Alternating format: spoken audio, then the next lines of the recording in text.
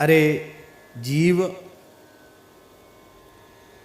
तू अत्यंत स्नेहपूर्वक श्री राम जी के पवित्र नाम का जप कर।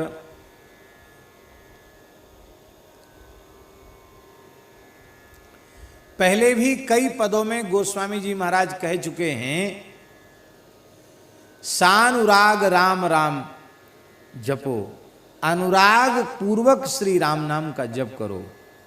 राम राम जप जी सदा सानुराग रे, अभी आप सुन के आए हैं पद।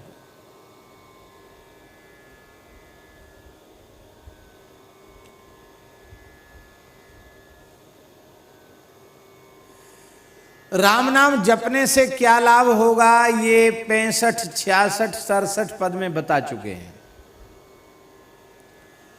न जपने से क्या हानि होगी, ये भी बता चुके हैं।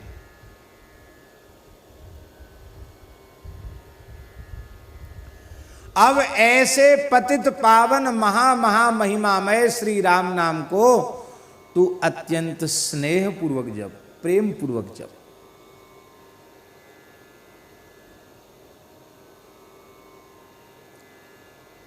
नाम का उच्चारण करके, नाम का आश्रय लेकर किरात हूण आंध्र पुलिंद पुलकस आभीर कंक यवन खस आदि पाप योनियों में जन्म लेने वाले जीव भी राम नाम का उच्चारण करके पवित्र हो गए। अजामिल जैसे महापातकी शोक रहित हो गए। इन्होंने श्रद्धा से नहीं लिया था, किसने किसी बहाने से, किसी ने किसी बहाने से। और तू स्नेह पूर्वक कहीं नाम जप करने लग जाए तब तो कहना ही क्या है। प्रेम पूर्वक नाम जप करने लग जाए तब तो कहना ही क्या है। उसके फल की उसके फल का कोई कथन नहीं कर सकता। स्वल्पापि नाम स्मृतिरादि पुंसः क्षयं करोत्याहित पापरासे प्रत्यक्षतः किं पुनरत्त दृष्टम संकीर्तिते नाम निजनार्दनस्थ।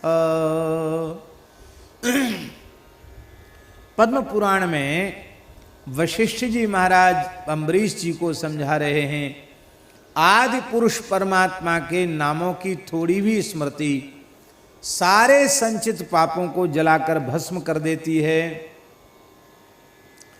यह बात प्रत्यक्ष दिखाई पड़ी है। फिर जो प्रेम पूर्वक भाव पूर्वक भगवान के नामों का कीर्तन करते हैं उन्हें किस फल की प्राप्ति होगी, वशिष्ठ जी कहते ये कहने की सामर्थ्य हमारी नहीं है।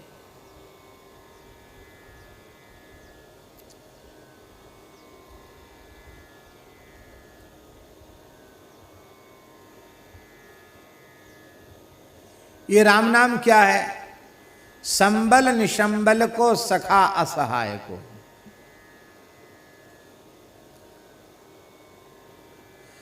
जिनके पास परमार्थ पथ के लिए कोई भी साधन सामग्री नहीं है,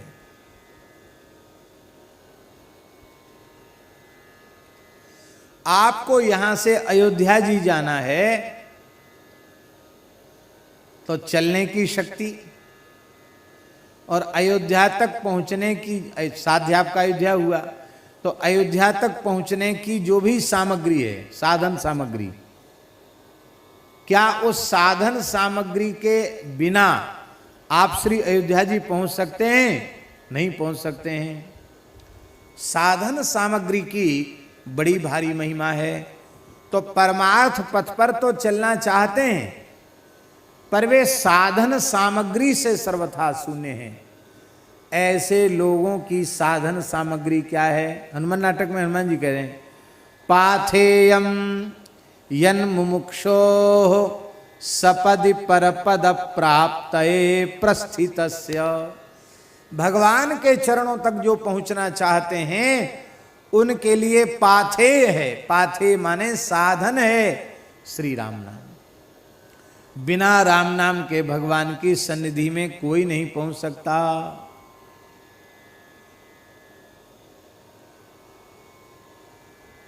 तो सब प्रकार से जो साधन शून्य है वह भी श्री राम नाम का आश्रय लेकर के अपना परम कल्याण कर लेता है। इसलिए हरिधाम पथि संवलम नाम को गोस्वामी जी ने कहा है भगवान के धाम तक पहुंचने का जो मार्ग है उसमें संबल केवल भगवान का नाम ही है।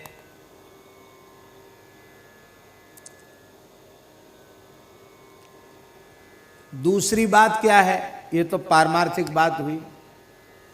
और लौकिक बात क्या हुई?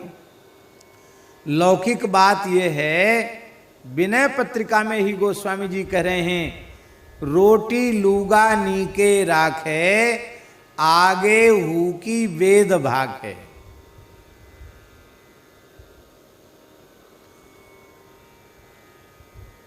आप भगवान की शरण ग्रहण कर लो और उनके पवित्र नाम का आश्रय ले लो, फिर आप संसार का कोई काम कभी मत करो, सोचो भी मत।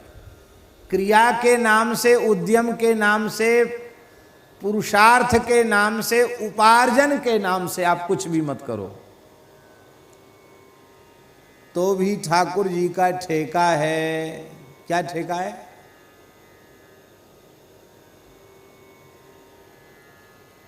क्या ठेका है ठाकुर जी का? लूका रोटी नीके राखें। लूगा ये वस्त्र और रोटी, अन्न वस्त्र की कमी नहीं होने देंगे। और आगे हु की वेद भाखें। आगे की बात तो वेद कहते हैं, करहु कल्प भरे राज तुम मोहि सुमरेउ मन माम मन माहि और पुनिमम धाम पैहु जहां संत सब जाएं। केवल भगवान की शरण भीतर से ग्रहण कर लो और उनके पवित्र नाम का आश्रय ले लो तो इतनी चीजें तो आपको सहज मिल जाएंगी।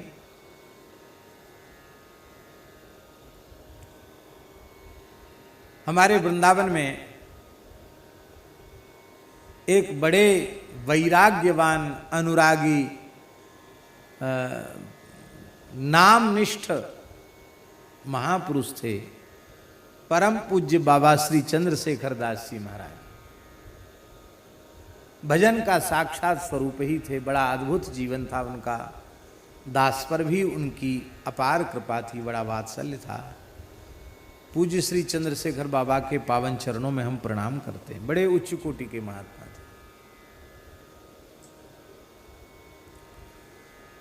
तो जब कभी हमें अवसर होता तो हम बाबा के पास जाते थे, बाबा याद भी करते रहते थे। कभी ज़्यादा दिन हो जाते तो संदेश आ जाता था वो क्यों नहीं आए, हम बाबा के पास जाते तो बाबा बोले देखो पति जानता है कि मेरी ये पत्नी उत्तम पतिव्रता नहीं है, ये वो जानता है।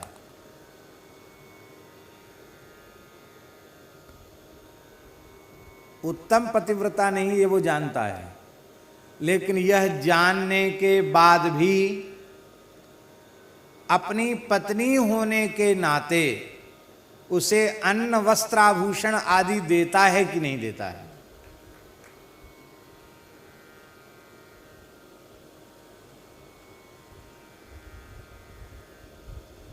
वंचित क्यों नहीं करता?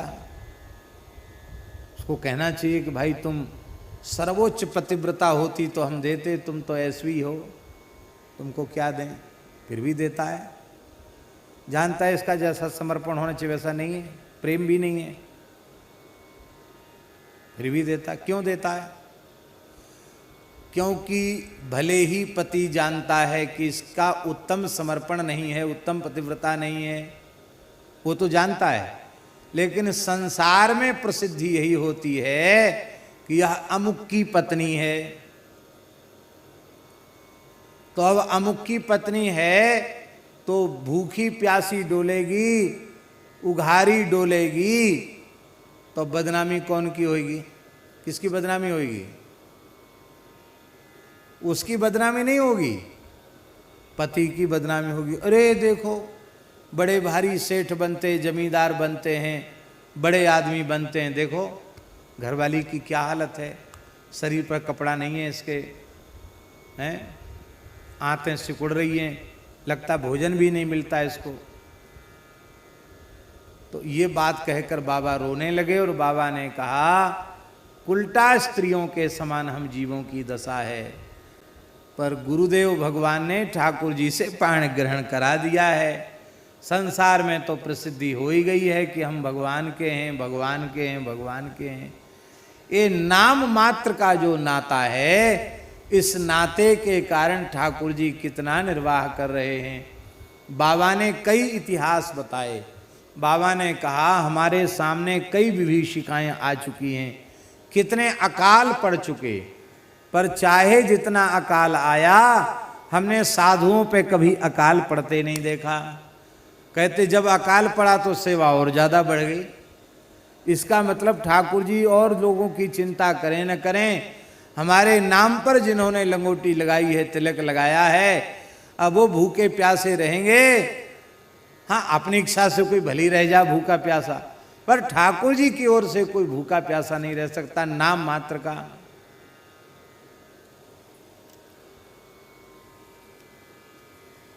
ये कोरोना बीमारी नहीं थी तो सब इधर उधर महात्मा लोग भी घूमते फिरते ज़्यादा रहते थे, और ये बीमारी आई तो सब जो घूमने फिरने वाले थे वो भी स्थान में ही पहुंच गए।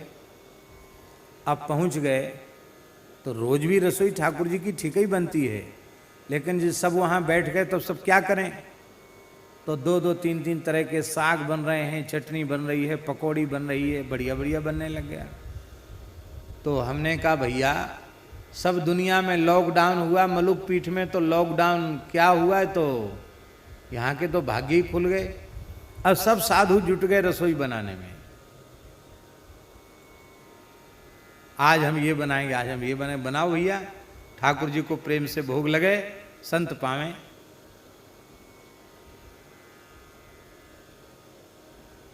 ठाकुर जी ने कहा भैया सब दुनिया में लॉकडाउन है, लेकिन तुम हमारे हो, नाम मात्र के लिए विधि हमारे हो, तो तुम्हारे लिए लॉकडाउन।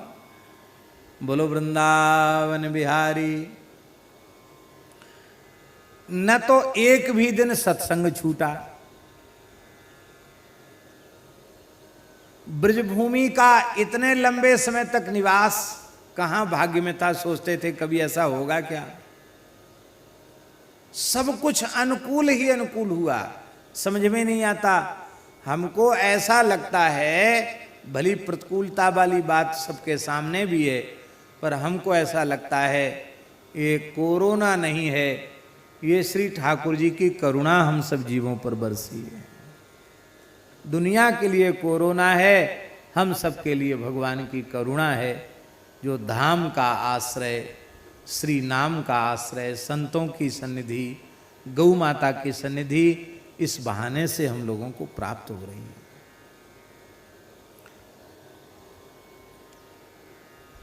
तो जो सर्व साधन शून्य है,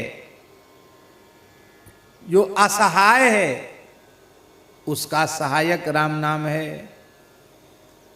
सखा असहाय को, असहाय का सखा राम नाम है।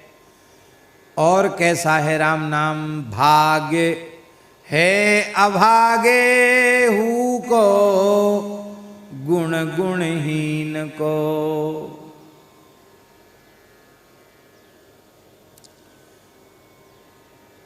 जो सर्वथा भाग्यहीन था संसार की दृष्टि में, अब हरि गुरु संतों की कृपा हो गई और श्री नाम की प्राप्ति हो गई और नाम का आश्रय उसने ले लिया, तो महाराज सारा संसार जिसे भाग्यहीन कहता था, अब लोग कहते हैं भैया इससे बड़ा भाग्यशाली और कोई दूसरा नहीं है। फिर ऐश्वर्य उसके पीछे पीछे चलता है, उसको ऐश्वर्य के पीछे नहीं जाना पड़ता है।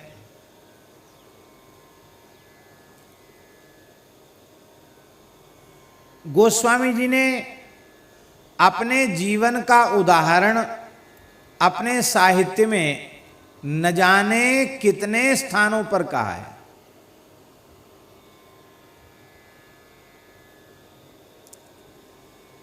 विनय पत्रिका में एक जगह गोस्वामी जी कहते हैं, चाटत रहो स्वान पातर ज्यों, कबहू न पेट भरो, सोहो चाखत नाम सुधारस, पेखत परसु धरो, भरोसो जाहि दूसरो सो करो, मोको तो राम को नाम काम तरु, कलि कल्याण फरो। जब मैं राम नाम से विमुख हो गया तो जैसे कुत्ते का पत्तल चाटने से पेट नहीं भरता, ऐसे बचपन में संसार की दृष्टि में सबसे बड़ा भाग्यहीन मुझे मानकर लोग मेरी छाया से भी डरते थे। कोई 4 चने हमारी हथेली पर रख देता था तो मानत हो जानत हो 4 फल 4 ही चणक को, 4 चनों को मैं समझता था यही चतुर्विध पुरुषार्थ है, धर्म अर्थ काम मोक्ष यही है। अब जब से राम नाम का आश्रय लिया है तो पेखत परसु धरो, खट्टे मीठे चटपटे व्यंजन सामने रखे रहते हैं, लेकिन हमको उनकी ओर देखने तक की इच्छा नहीं होती है। गुण गुणहीन को, जो समस्त गुणों से हीन है, न विद्या है, न चातुरी है, न गान है, न कारीगरी है, कुछ नहीं है, गुण नाम की कोई चीज उनके पास नहीं है, पर वे अनन्य भाव से राम नाम के आश्रित हैं, तो सारे सद्गुण उनमें अपने आप प्रकट हो जाते हैं। सारी भाषाएं, सारे ज्ञान, सारी विद्याएं भगवान नाम से प्रकट हो जाती हैं। श्री गोकुल भवन वाले परमहंस जी महाराज की घटना, परमहंस जी महाराज कि कोई विदेशी आदमी आया था, शायद जर्मन का आदमी आया था, अब वो कुछ साधन की बात पूछना चाहता था। अब श्री गोकुल भवन में कोई ऐसा अंग्रेजी पढ़ा लिखा नहीं जो उसकी बात समझे। वो महाराज जी के पास पहुंच गया, महाराज जी कोठरी बंद कर दिए और उसकी भाषा में उसको सब बात समझा दी। लो, अब महाराज जी कितना दर्जा पढ़े थे बचपन में? थोड़ा बहुत, 2 दर्जा। महाराज जी 2 दर्जा पढ़े थे बचपन में। पूज्य श्री परमहंस जी गोकुल भवन वाले महाराज जी 2 दर्जा पढ़े थे, और जर्मन के व्यक्ति को जर्मनी भाषा में बोलकर उसकी जिज्ञासाओं का समाधान कर दिया। गुण गुणहीन को कोई गुण नहीं, कोई विद्या नहीं, पर राम नाम है तो सारे गुण, सारी विद्याएं अपने आप आ जाएंगी।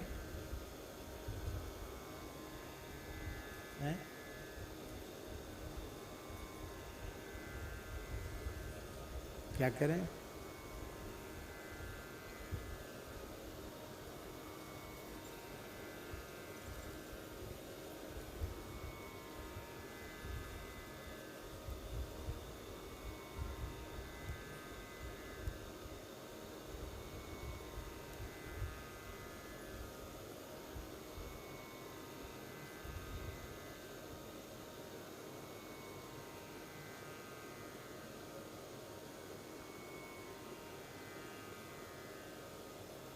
श्री वृंदावन बिहारी लाल की जय।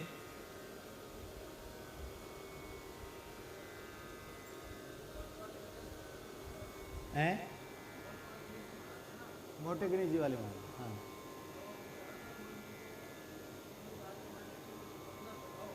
जी जी।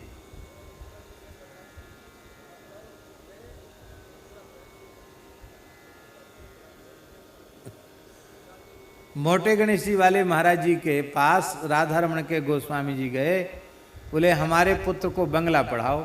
महाराज जी बोले हम तो बंगला पढ़े हुए नहीं। बोले जबरदस्ती उन्होंने, नहीं आप तो पढ़ाइए।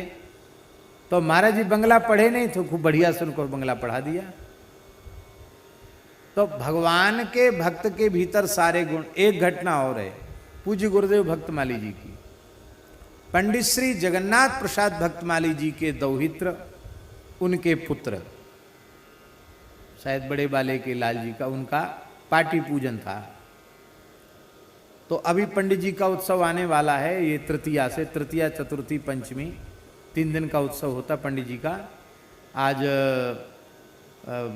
प्रतिपदा का अक्षय है, आज प्रतिपदा समझो, अमावस्या है, कल द्वितीया है, परसों से 21, 22, 23 3 दिन का उत्सव है पंडित जी महाराज का उत्सव। तो ऋषि पंचमी की तिथि की बात है। ऋषि पंचमी जो पंडित जी के निकुंज गमन की तिथि है, उस तिथि पर ही पाटी पूजन उस बालक का हुआ। तो पूज्य बक्सर वाले श्री नारायण दास जी भक्तमाली जी मामा जी महाराज ने पूज्य गुरुदेव भक्तमाली जी से आग्रह किया कि सरकार आप अपने हाथ से पहले इस पाटी पर कुछ लिख दें, बालक के हाथ से लिखवा दें तो हो जाएगा पाटी पूजन, और तो क्या है। तो महाराज जी ने राधा ये लिखवाया, उस पे पाटी पर राधा लिखा, बालक के हाथ से लिखवाया। फिर पता नहीं महाराज जी के मन में क्या आया कि वे कई भाषाओं में राधा राधा लिखने लग गए। ऐसे लिखने लगे जैसे उनको वो भाषाएं कोई पढ़ना भले आता, लिखना तो सबको नहीं आता। पर महाराज जी ने राधा देवनागरी लिपि में लिखने के बाद उर्दू में लिख दिया राधा। उर्दू तो खैर चलो वो पढ़े थे, 4 दर्जा पढ़े थे उर्दू, तो उर्दू के अक्षर लिखना जानते, उर्दू में लिख दिया राधा। मामा जी पूछ रहे ये क्या बोले, वो उर्दू में लिखा राधा, श्री राधा। फिर बंगला में लिखा, चलो बंगला भी महाराज जी चलो पहचानते थे, पढ़े थे। उड़िया में लिखा, तमिल में लिखा, तेलुगु में लिखा, कन्नड़ में लिखा, मलयालम में लिखा। सारी भाषाओं में भारतवर्ष की जितनी लिपियां, जितनी भाषाएं, तुरंत फटाफट लिखते चले गए। सारी भाषाओं में श्री राधा श्री राधा श्री राधा लिखते चले गए। और सबसे नीचे अंग्रेजी में लिखा श्री राधा। लो, अंग्रेजी तो बिल्कुल पढ़े ही नहीं थे महाराज जी, अंग्रेजी में लिखा श्री राधा। अब मामा जी चश्मा लगाए ऐसे देख रहे थे, सब आश्चर्यचकित पड़ गए, इतनी भाषाओं में राधा राधा कैसे लिखे, इतने जल्दी जल्दी कैसे लिख दिया। तो मामा जी ने कहा सरकार इतनी भाषाएं लिखने पढ़ने का अभ्यास कब किया, ये पूछा। तो महाराज जी कुछ बोले नहीं, मुस्कुराए, अपने गमछा से जितनी भाषाओं में लिखा था सबको पोंछ दिया, ऊपर खाली जो राधा लिखा था वो रहने दिया, बाकी सबको मिटा दिया। आशय क्या हुआ, सारी विद्याएं, सारी कलाएं, सारी भाषाएं जहां से प्रकट होती हैं, वे जब हृदय में विराज गए हैं, उनका नाम हृदय में विराजमान हो गया है, तो कौन सी विद्या, कौन सी कला ऐसी है जो भगवत भक्त के निकट ना आ जाए, हरि नाम निष्ठ के निकट ना आ जाए। श्री कबीरदास जी महाराज पढ़े लिखे नहीं थे, यही बात प्रसिद्ध है, कबीरदास जी पढ़े लिखे नहीं थे। आप लोग कहेंगे कैसे, कबीरदास जी ने खुद कहा, मसी कागज छुओ नहीं, कलम गही नहीं हाथ। कागज तो कभी छुआ नहीं, कलम दबात कभी पकड़ी नहीं। पढ़े लिखे तो थे ही नहीं कबीरदास जी महाराज। और श्री कबीरदास जी के साहित्य पर न जाने कितने लोग पीएचडी कर चुके हैं, डीलिट पीएचडी कबीर जी के साहित्य पर लोग कर चुके हैं, शोध कर चुके हैं। फिर भी लोग तमाम कबीरदास जी की साखियों का अर्थ ही नहीं लगा पाते, ऐसी विचित्र का साखियां हैं उनकी। एक बहुत बड़े विद्वान आए, विश्वविद्यालय में थे विभागाध्यक्ष, खाक चौक में पूज्य पहाड़ी बाबा के पास आए, लोगों ने परिचय दिया, महाराज बहुत बड़े विद्वान हैं, पीएचडी डीलिट हैं। महाराज बोले क्या होता है पीएचडी डीलिट, उनको समझाया ऐसे ऐसे होता। अच्छा आपने किस विषय के ऊपर लिखा है, ग्रंथ लिखा, ग्रंथ लिखा है, बोले हाँ ग्रंथ लिखा। बोले हमने कबीरदास जी के बीजक के ऊपर शोध किया। अच्छा बहुत अच्छी बात, वाह। चर्चा चलने लगी। महाराज जी बोले कबीरदास जी की एक वाणी का अर्थ हमको समझाओ। ऐसे हंस के बोले, दास कबीर की उल्टी बाणी, बरसे कंबल भीजे पानी। बताओ क्या अर्थ है।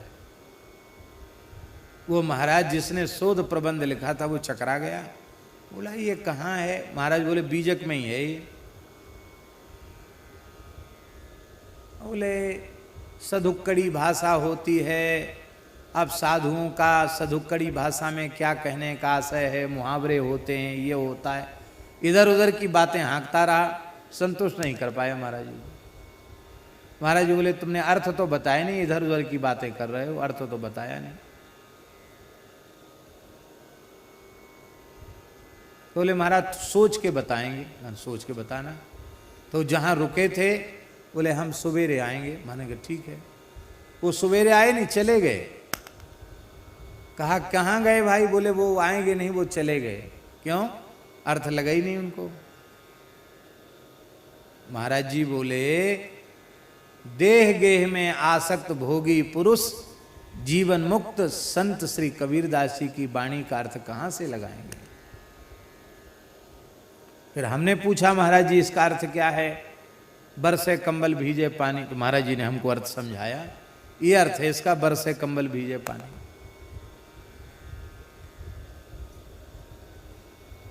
कहने का आशय ये है कि सारी विद्याएं, सारे गुण भगवान नाम से प्रकट हो जाते हैं, ये बात कही जा रही है।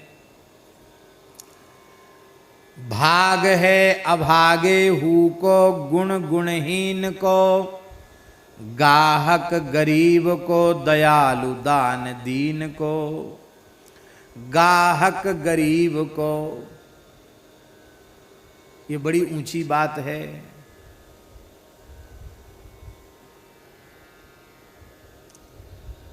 राम नाम अमीरों का गाहक नहीं है, ये गरीबों का गाहक है, दीनहीन का गाहक है। इसका मतलब क्या है? जो बहुत बड़े विद्वान, बहुत बड़े बुद्धिमान, बहुत बड़े पद प्रतिष्ठा वाले, धनवान, ऐश्वर्यवान होते हैं, वे तो राम नाम, कृष्ण नाम, हरि नाम में उनका प्रेम ही नहीं जगता। वो तो ब्रह्म ज्ञान से नीचे नहीं उतरेंगे। उनको राम नाम कृष्ण नाम से क्या लेना देना? राम नाम तो गरीब का ग्राहक है। माने अमीर धनी पुरुष बड़ी प्रतिष्ठा वाले लोग, उनका मन भगवान नाम में लगता नहीं है। गरीबों का मन भगवान के नाम में लगता है। जितना अकिंचन होगा उतना अधिक भगवान के नाम में उसका मन लगने लग जाएगा। कुछ भी मत रखो, फिर देखो कितना नाम में मन लगता है। सारे संसार के संग्रह परिग्रह से मुक्त हो जाओ, फिर देखो कैसे नाम में मन नहीं लगता। अहरनिश नाम में मन लग जाएगा। महाराज जी कुंती स्तुति में कुंती जी ने एक बड़ी प्यारी बात कही। कुंती जी कहती हैं जन्मैश्वर्य श्रुतः श्रीभिः एधमान मदपुमान नैवार्हत्यभिधातुं वै त्वाम अकिंचन गोचरम। कुंती माता कह रही हैं भगवान श्री कृष्ण से, हे नाथ, उत्तम कुल में जन्म के कारण, ऐश्वर्य के कारण, शास्त्र ज्ञान के कारण, हाँ, जिनका अहंकार बढ़ा हुआ है, ऊंचे कुल में जन्म, पद प्रतिष्ठा, ऐश्वर्य, इनके कारण जिनका अहंकार बढ़ा हुआ है, उनकी जिह्वा पर आपके पवित्र नाम का प्राकट्य हो ही नहीं सकता। उनकी जिह्वा पर आपका नाम प्रकट नहीं होता, वे आपका नाम नहीं ले सकते। नैवार्हत्य विधातुं वै, आपके नाम का उच्चारण नहीं कर सकते। क्यों? बोले त्वाम अकिंचन गोचरम, आप अकिंचन गोचर हैं। और इन जन्म ऐश्वर्य श्रुत आदि से संपन्न लोगों में अकिंचनता का भाव रहता नहीं। अकिंचनता माने क्या है? अ माने नहीं, किंचन माने कुछ भी।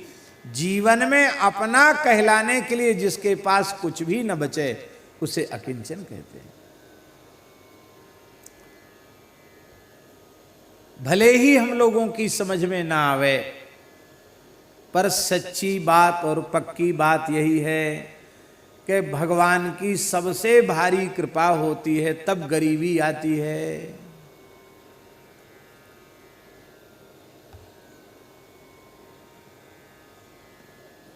भगवान की कृपा से गरीबी आती है।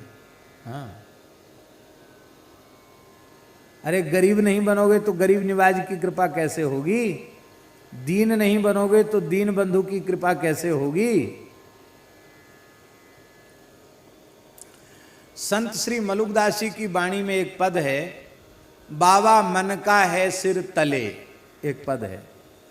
इस पद में अंतिम कड़ी है, कह मलूका जहां गरीबी बेई सबसे भले, कह मलूका जहां गरीबी बेई सबसे भले। संस्कृत के एक नीतिकार ने कहा, भो दरिद्र नमस्तुभ्यम सिद्धो हम तब दर्शनाथ। हे दरिद्र देवता, आपकी कृपा से मैं तो बिना तपस्या के ही सिद्ध हो गया। सिद्ध का लक्षण जानते क्या है? सिद्ध सबको देख लेते हैं, सिद्ध को कोई नहीं देख पाता। इसी जड़खोर में हजारों सिद्ध रहते हैं, अब वो सब तो हमको देख रहे हैं, लेकिन हम उन सिद्धों को नहीं देख पा रहे हैं।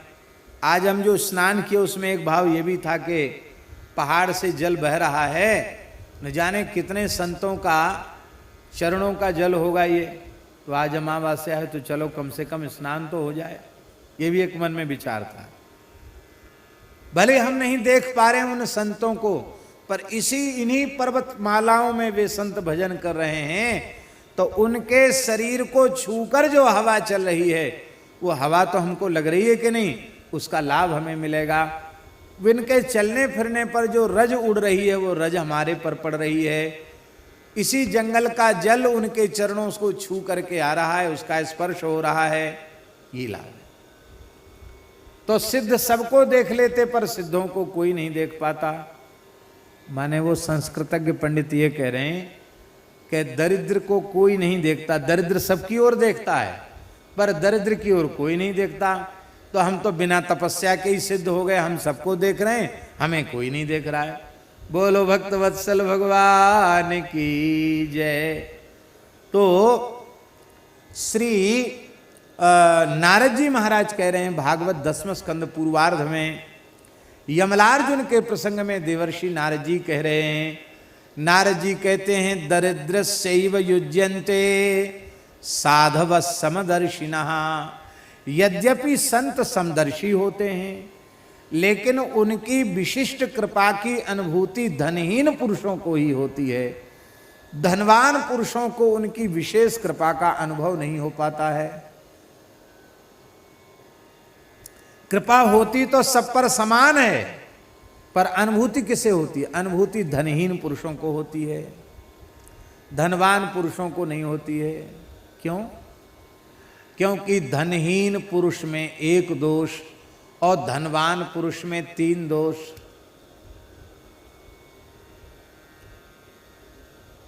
तीन दोष कौन कौन है? धनाभिमान, एक तो धन का दोष, एते पंचदशा नरथा, 15 प्रकार के अनर्थ, वो 15 न लेकर एक ही, धन के सारे दोष। एक धनाभिमान का दोष, एक धन का दोष और एक धनाभिमान का दोष। मैं ऐसा वैसा नहीं हूं। लोग कहते हैं क्या समझ रखा है, खड़े बाजार में खरीद लूंगा। लो साहब, ये है धनाभिमान।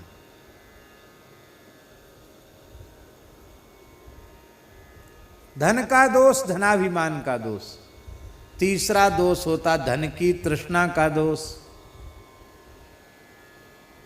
जितना धन आता चला जाएगा, तृष्णा उड़ती बढ़ती चली जाएगी। जिम प्रति लाभ लोभ अधिकाई। और धनहीन पुरुष में एक दोष होता है, धन है ही नहीं, तो 15 दोषों से तो बच ही गया। और धन ही नहीं है तो अभिमान बेचारा क्यों करेगा? काय बात का अभिमान करेगा? हैं? मोटे गणेशी वाले महाराज जी कहते थे कि किसी व्यक्ति की जेब में कानी कौड़ी ना हो और करोड़ों की बात करे, अभिमान करोड़ों का करे, तो क्या उसको लोग क्या समझेंगे? पागल ही समझेंगे। फूटी कौड़ी जेब में नहीं है, करोड़ों की बात कर रहा है। तो पूज्य मोटे गणेशी वाले महाराज जी तो इस भाव से कहते थे कि भजन की नाम जप की पूंजी नहीं है पास में और बातें लंबी चौड़ी कर रहे हो, तो मूर्खों की समाज में तो लोग कहेंगे कि आप बहुत अच्छा बोलते हैं, लेकिन संतों की सभा में आपकी इन बातों का कोई प्रभाव नहीं पड़ेगा, क्योंकि स्वयं आपके पास भजन की पूंजी नहीं है।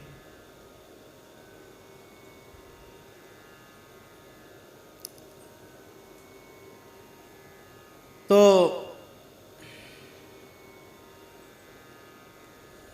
धन नहीं है तो धनाभिमान कहां से आएगा? एक दोष जरूर उसमें रहता, तृष्णा का दोष। उसके भी मन में आता है कि और बड़ा मकान हो जाए, थोड़े और खेत बढ़ जाएं, कहीं से भी धन आ जाए, कैसे भी मिल जाए। और कहीं कुसंग में पड़ गया तो लॉटरी के चक्कर में पड़ जाएगा, लॉटरी लगाने लग जाएगा, चाहे और भी उटपटांग उपाय से धन चाहेगा। उसकी इच्छा तो होती कि हमारे पास भी धन आवे।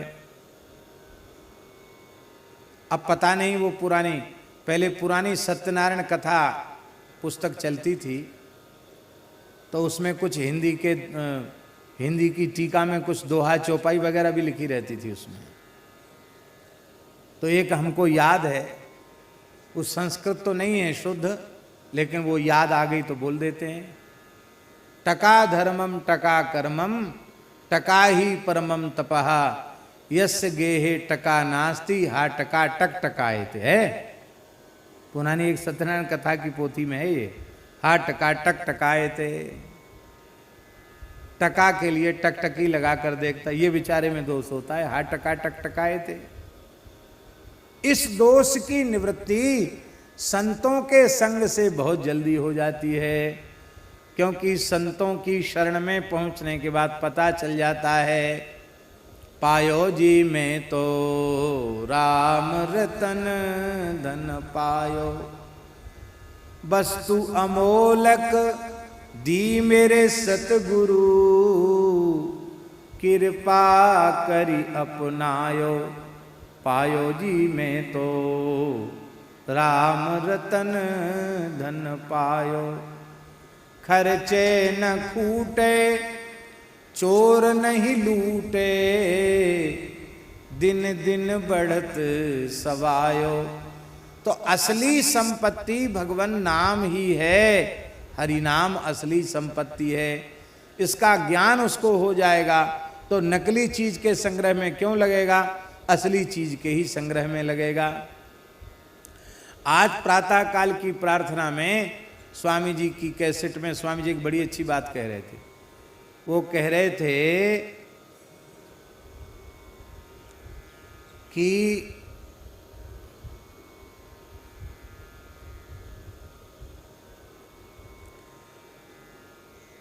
किसी मनुष्य की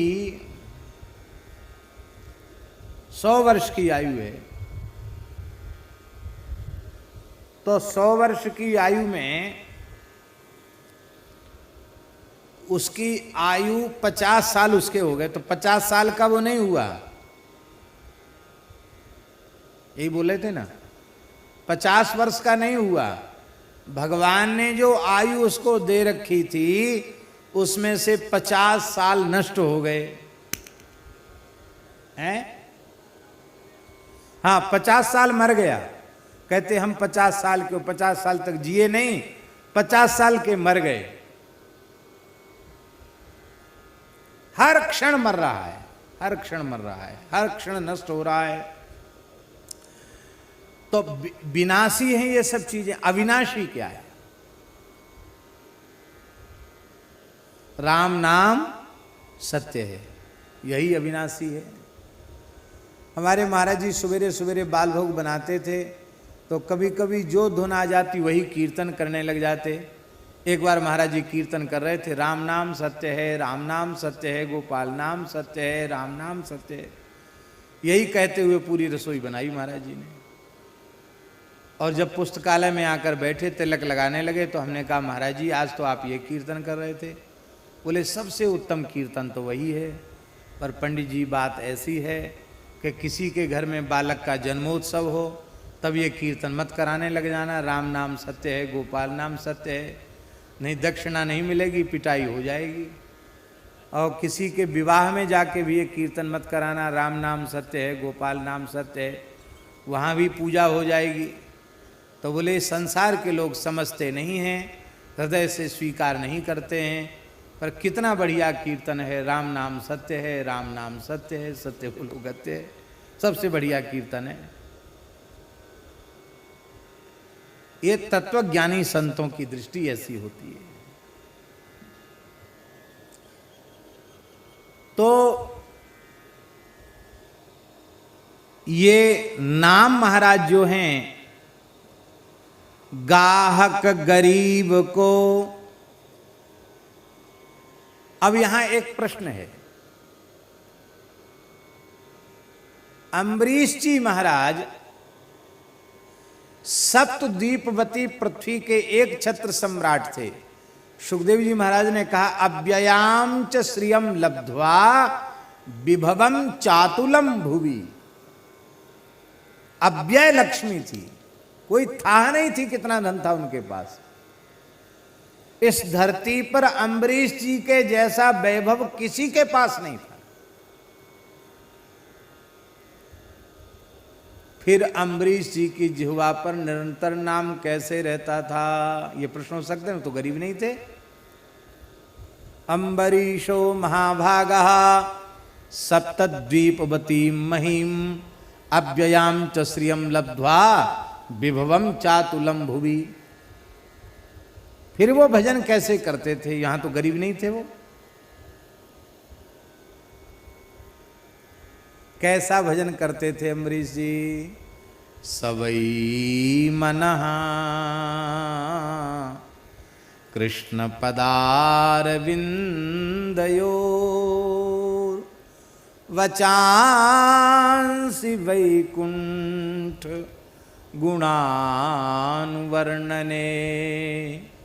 करौ हरेर मंदिर मार्जनादिषु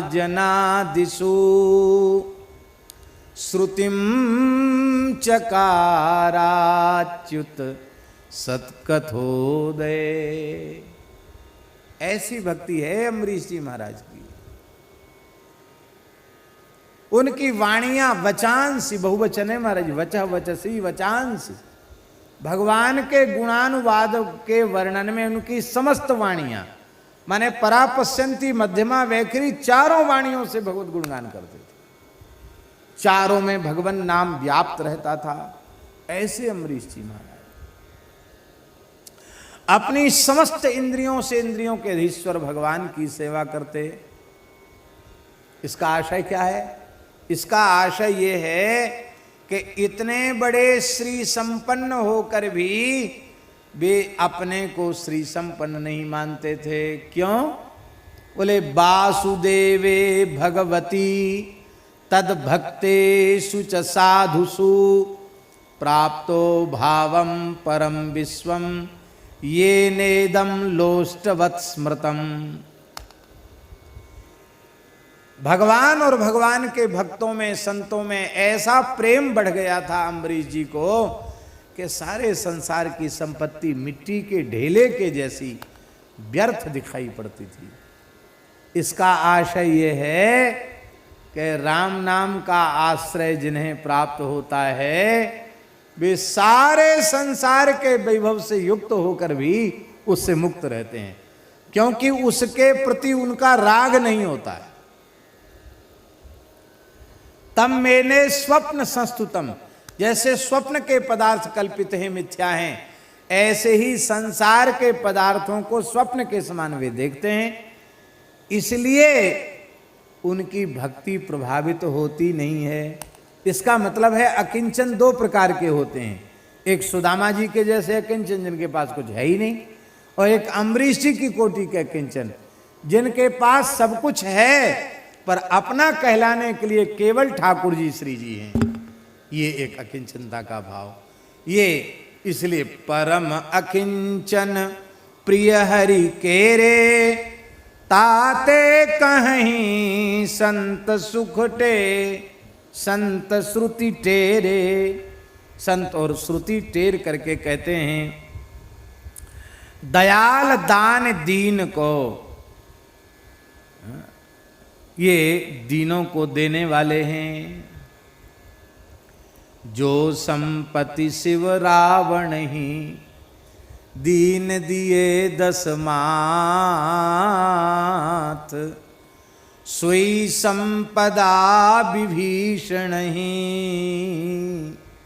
सकुचि दीन रघुनाथ। अस प्रभु छाड़ी भजहि जे आना, ते नर पशु बिन पूछ विषाणा।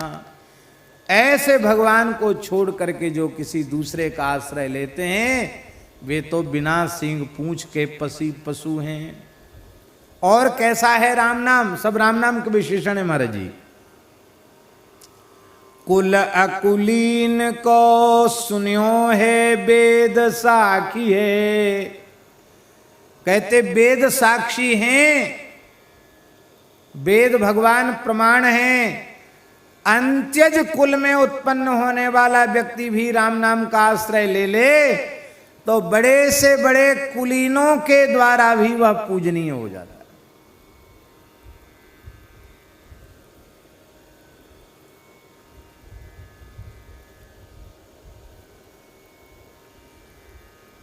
सबके बीच में कहने योग्य तो नहीं है, सब अधिकारी नहीं होते हैं, लेकिन ये तो वृंदावन है, ब्रजभूमि है। महान रसिकाचार्य श्री हरिराम व्यास जी महाराज कह रहे हैं, व्यास कुलीनन कोटि मूल। हरिराम व्यास जी की साखी है। व्यास कुलीनन कोटि मिल, बामन लाख 25। एक भक्त रैदास पे, तुले न तिनको शीस। एक जगह व्यास जी कहते हैं, व्यास ही बामन मत गिनो, हरिदासन को दास। मैं तो हरिदासों का दास हूं। आहा, धन्य है, धन्य है।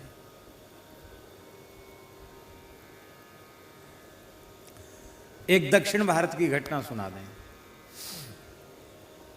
दक्षिण भारत में श्रौत यज्ञ कर रहे थे दाक्षिणात्य ब्राह्मण। अग्निहोत्री ब्राह्मण ही श्रौत यज्ञ कर सकते हैं, सब श्रौत यज्ञ कर रहे थे। उसमें स्वाहाकार का प्रयोग नहीं होता, वषटकार का प्रयोग होता है।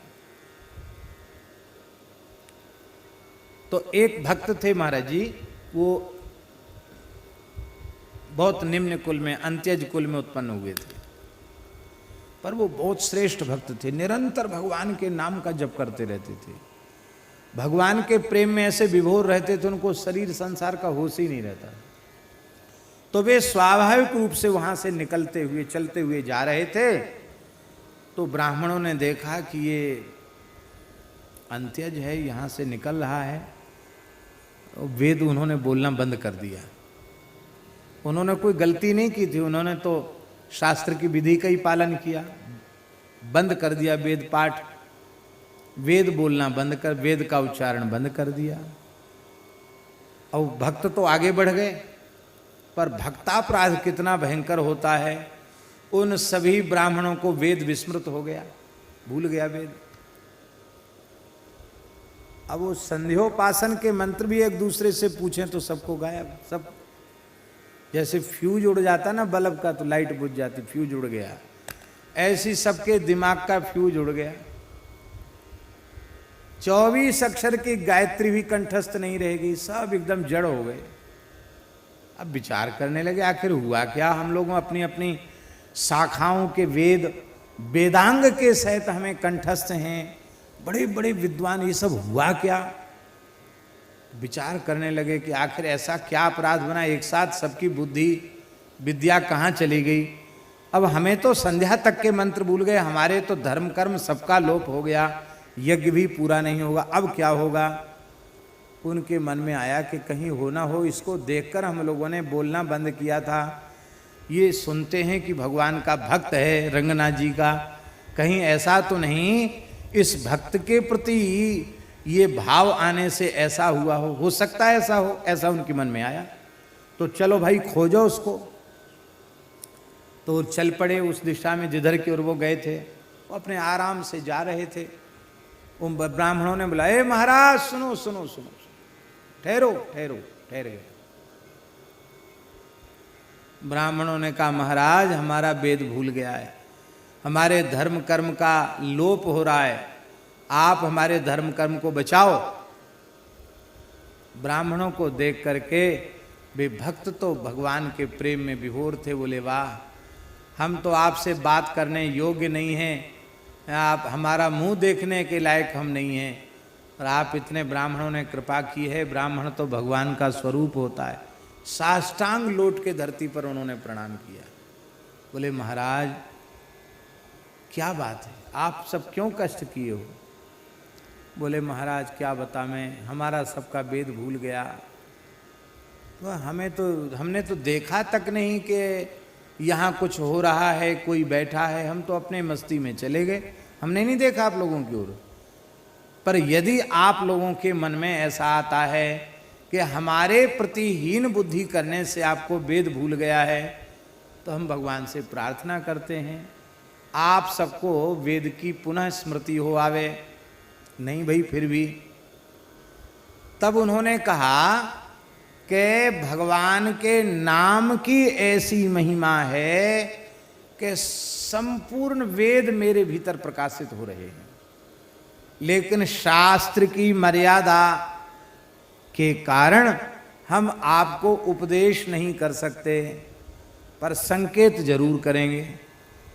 तो वो जो मंत्र आगे था ना, उस मंत्र के आरंभ में ब्रीही शब्द था। क्या शब्द था? ब्रीही। और ब्रीही माने होता है धान्य। तो धान के खेत की मेड़ पर वो खड़े थे, उन्होंने एक मुट्ठी ब्रीही उखाड़कर जैसी ब्राह्मणों को दिखाई, ब्राह्मणों को विस्मृत वेद की पुनः स्मृति हो आई, और वे वेद पाठ करते करते अपनी यज्ञशाला में लौट आए। ये है नाम की महिमा।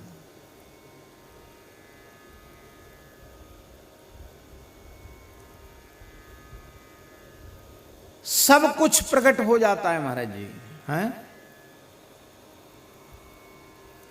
अकुलीन का कुल राम नाम है। देवहूति माता क्या कह रही है? अहो बतस्वप चोतो गरियान यज्जुह्वाग्रे वर्तते नाम तुभ्यम ते पुस्तपस्ते जुहुबुहु सस्नुरार्या ब्रह्मानुचुर्नाम गृणन्त्येते। वह चांडाल के कुल में जन्म लेने वाले भी श्रेष्ठ हैं, जिनके जिह्वा के अग्रभाग पर आपके पवित्र नाम का नृत्य होता रहता है। ते पुहु तपः, जिसने आपके नामों का कीर्तन कर लिया, भले ही वह नीच कुल में उत्पन्न हुआ है, उसकी कोई तपस्या बाकी नहीं, सारी तपस्या हो गई। जुहुबुहु, संपूर्ण यज्ञों में आहुति हो गई उसके द्वारा। सस्नु, चारों वे संपूर्ण तीर्थों में स्नान हो गया उसका। ब्रह्मान ऊचुहु, चारों वेदों का मूल पारायण उसके द्वारा संपन्न हो गया। किसके द्वारा? नाम गृणन्त्येते, जो आपके नाम का गृणन्ति माने कीर्तयन्ति, आपके नामों का कीर्तन करते हैं, उनका कोई भी शुभ कर्म बकाया नहीं है।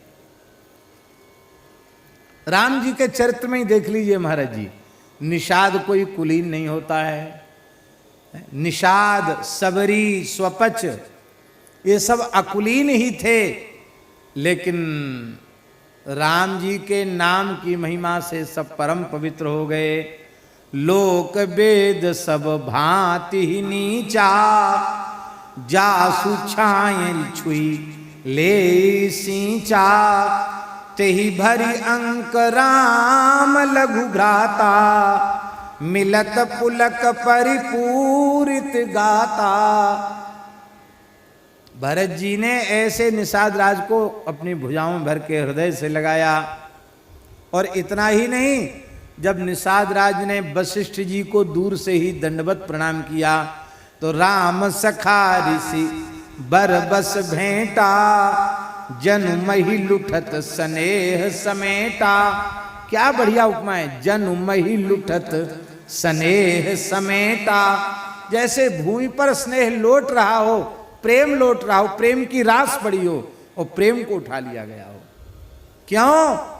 क्योंकि ये कितना भाग्यशाली है, रघुनाथ जी ने अपनी भुजाओं में भरकर इसको हृदय से लगाया है। तो वशिष्ठ से बड़ा कोई कुलीन नहीं और निषाद जैसा अकुलीन, पर वशिष्ठ जी ने भी उसको हृदय से लगा लिया। ये किसकी महिमा है? ये श्री राम नाम की महिमा है। ये कुलीन के भाग्य में भी जो सम्मान दुर्लभ है, वह सम्मान अकुलीन को मिल गया। ये है राम नाम, अकुलीन का कुल है। यही सम निपट नीच को नाही, बड़ वशिष्ठ सम को जगमाए। लेकिन आज वह धन्य हो गया शबरी जी। अधम जाति में जड़मति नारी भारी, जातिहीन अघ जन्म इत्यादि प्रकार से। पर ऐसी सबरी के यहाँ भगवान स्वयं चल करके गए। ऋषि स्थान बिसराए, ऋषियों के यहाँ पहले नहीं गए, पहले सबरी के यहाँ गए।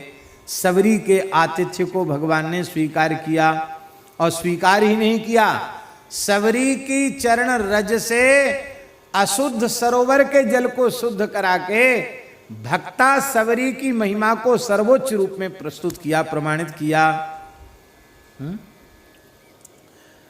जैमिनी अश्वमेध पर्व में वर्णन है महाभारत के, स्वपच कुल में उत्पन्न वाल्मीकि नाम के भक्त, उनके भोजन करने से धर्मराज युधिष्ठिर का यज्ञ पूर्ण हुआ। ये है अकुलीन का भी कुल है श्री राम नाम। कुल अकुलीन को सुनियो है वेद, साखी है, वेद साखी है।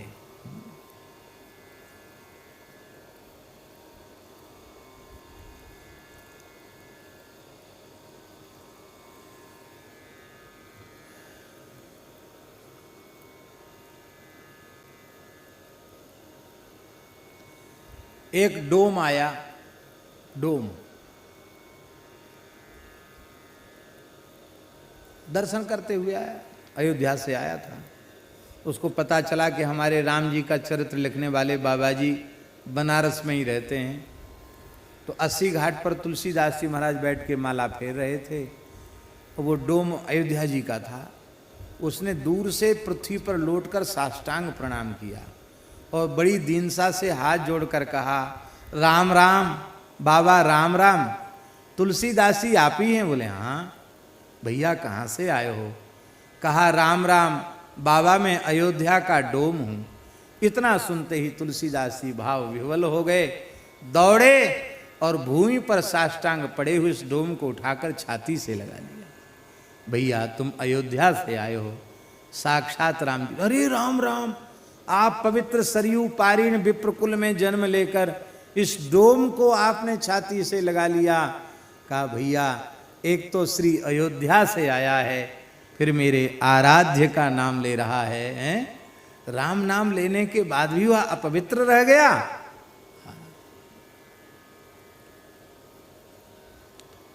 हम लोग खेड़ापा धाम में थे।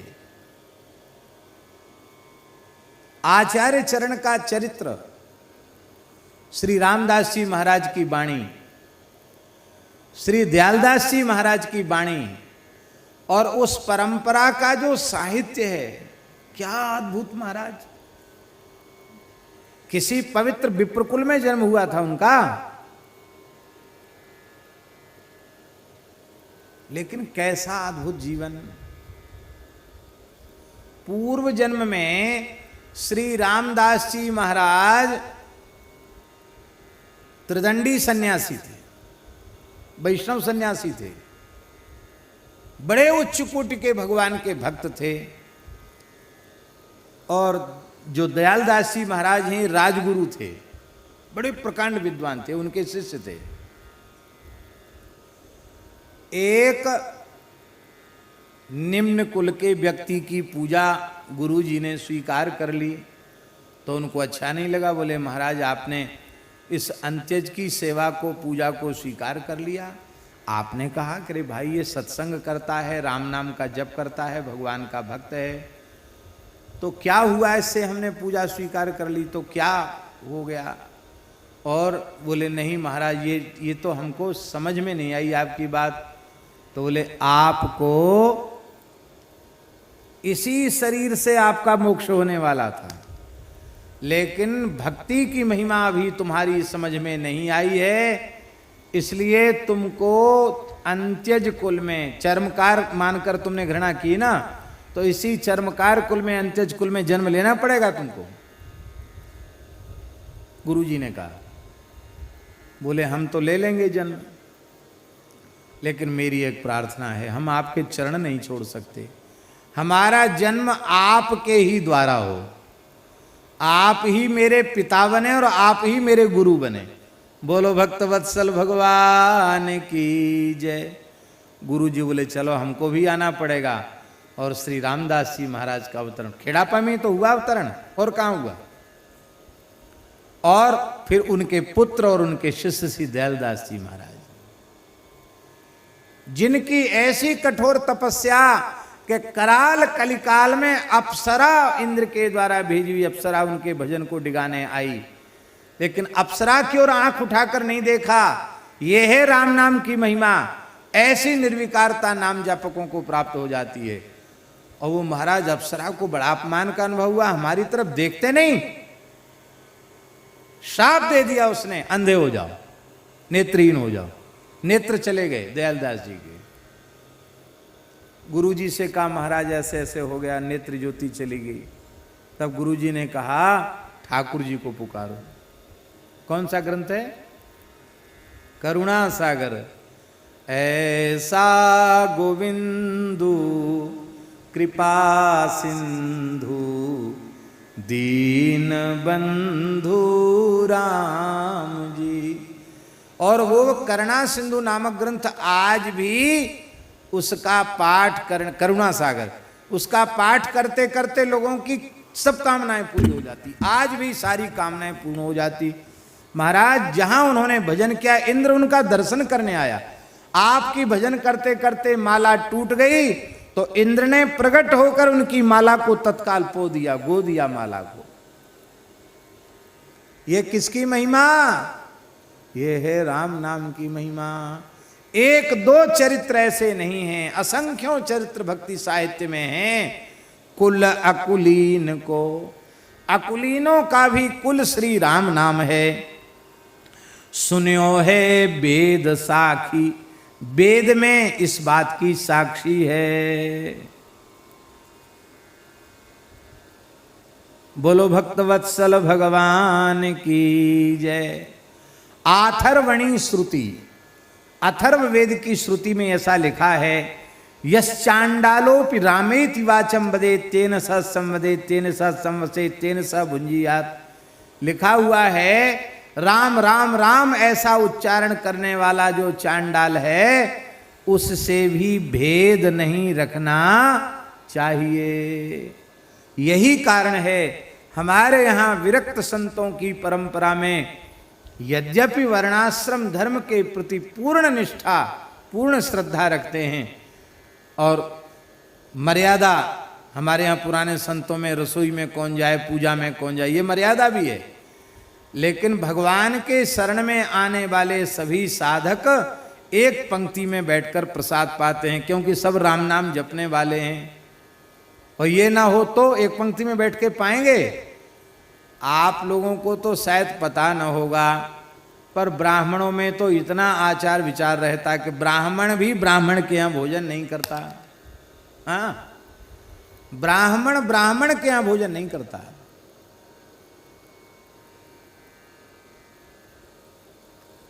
हमारे महाराज जी, भक्तमाली जी महाराज सुनाते थे कि कान कुब्जों की बारात जाती थी तो उसमें पंगत नहीं कराई जाती थी। क्यों? पंगत वो किसी का छुआ खाते ही नहीं। तब क्या होता था? बोले किसी सरोवर पर, किसी नदी के किनारे बारात रुकती थी और वहीं बैलगाड़ी में सामान पहुंचता था तो सबको तौल तौल करके सीधा दिया जाता था। इतना गुड़, इतना चीनी, ये सब सामान, सबके अलग अलग चूल्हे बन जाते, अपना अपना चौका लगाओ, चूल्हा करो। तब कहावत थी 9 कनवजिया 13 चूल्हे। क्या? 9 कनवजिया 13 चूल्हे। जो लड़के बारात लेके वो नहीं खाते थे। क्यों? अभी पाणी ग्रहण हुआ नहीं, रिश्तेदारी तो पूरी तब हुई जब पाणी ग्रहण हो जाएगा। फिर पाणी ग्रहण के बाद वे ही खाते थे जिनकी रोटी बेटी का संबंध है। सब नहीं खाते थे, उसमें भी उनको सीधा ही मिलता था, वो अपना ही बनाते खाते थे।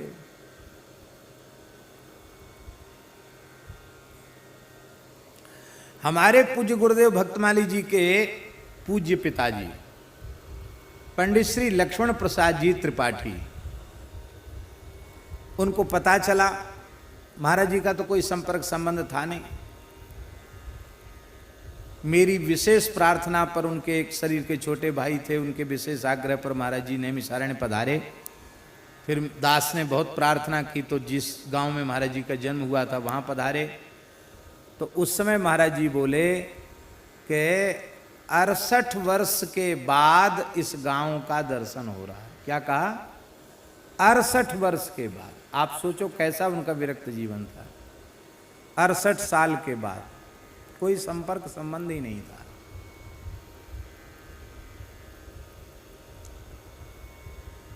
तो पता चला तो वो हनुमानगढ़ी, बाद में उनको पता चला कि कहाँ रहते हैं, तो गोवर्धन लक्ष्मण मंदिर पहुंचे।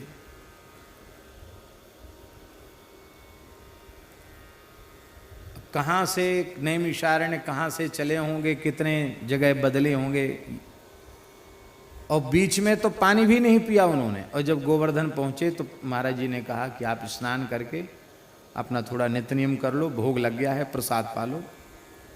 तो स्नान किया, सारा नित्य नियम किया। बोले आप लोग खाओ, हम तो नहीं खाएंगे। क्यों? तुम्हारी जात पात सब बिगड़ गई, तुम साधु हो गए हो, हम तो ब्राह्मण हैं, तुम साधु, हमारा तुम्हारा क्या लेने देना, तुम्हारा छुआ हम नहीं खा सकते। महाराज जी के पिताजी बोले तुम्हारा छुआ हम नहीं खा सकते, तो हम कान्य कुब्ज ब्राह्मण हैं, हम तो अपना बनाएंगे खाएंगे, और उसके लिए भी तुमसे कुछ लेंगे नहीं। क्यों? साधुओं के यहाँ दान का धन आता है, हम अपने घर से ही कुछ लेके आए हैं, वो अपना बनाएंगे खाएंगे। तो अपने घर से ही आटा दाल चावल कुछ लाए थे। बोले लकड़ी कंडा दे दो हमको, और वहीं महाराज के स्थान में। ऐसा था ब्राह्मणों में आचार विचार।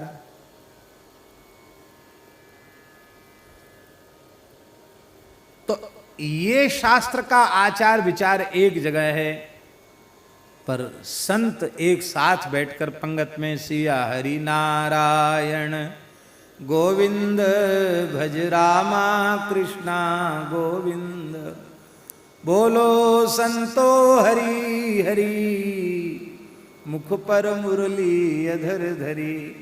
सब प्रेम से कीर्तन करते हैं, सब प्रेम से बैठकर पाते हैं। पाते ही नहीं हैं, उन सब संतों का सामूहिक चरणामृत उतारा जाता है, उनका अधरामृत प्रसाद भी लिया जाता है, और अत्यंत श्रद्धा पूर्वक बड़े बड़े महापुरुष उसे ग्रहण करते हैं।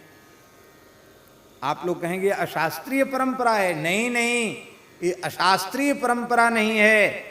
इस प्रकार की बातें हमारे शास्त्र पुराण आदि में भी लिखी हैं। यहाँ ये उस व्यक्ति की महिमा नहीं है, ये भगवत शरणागति की महिमा है, ये भगवन नाम की महिमा है।